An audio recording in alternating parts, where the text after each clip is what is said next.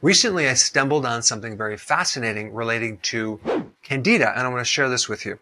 Now, candida is a fungal infection. It's kind of like a yeast infection, and people can get it in their mouth. They can get it in their private parts, toenails, and it usually comes after an antibiotic as a side effect because you have all these bacteria that keep the yeast and fungus and molds in check. The great majority of your microbiome in your gut is bacteria, but you have a small percentage of this yeast and fungus and friendly candida.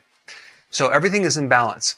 But when you wipe out a lot of your bacteria, you create more space for this candida to grow and become a bit pathogenic. So you get itchiness, burning, fatigue, and various symptoms from that. You can even get cracks in the corner of your mouth. About 20% of the time, that's candida. And when I was in practice, I would notice that certain patients coming in had this odor of ammonia, and that's usually coming from this candida overgrowth.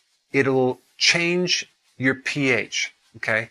It releases ammonia from the breakdown products of simple sugars. When you go up on the pH, you make things more alkaline, and it can survive more. So candida can actually survive more of an alkaline environment versus an acidic environment. And this is why when you have this good balance of microbes in your large intestine, it's on the acidic side. But candida changes the pH. And so it does it through its primary fuel, which is sugar. Okay?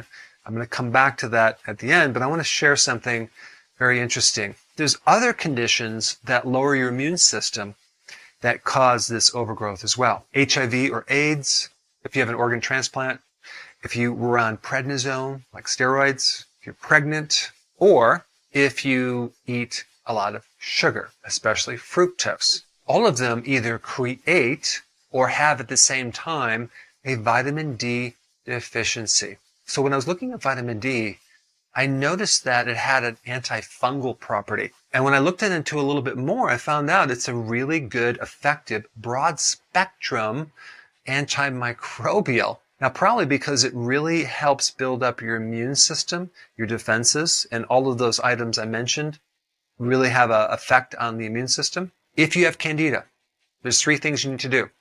Start taking vitamin D, maybe 20, 30,000 IUs immediately. Number 2, cut out the fuel for candida. Its primary fuel is glucose. If you stop eating sugar right now, go on keto, you can starve it to death. And 3, start consuming probiotic foods like a little sauerkraut, kimchi, fermented pickles, or maybe a little non-sweetened kefir. So I just wanted to keep this video real simple, short, to the point. Great remedy to help someone if they're struggling with candida. You should probably see this video where I talk about the #1 food that can help you heal and regenerate. And it's right here. Check it out.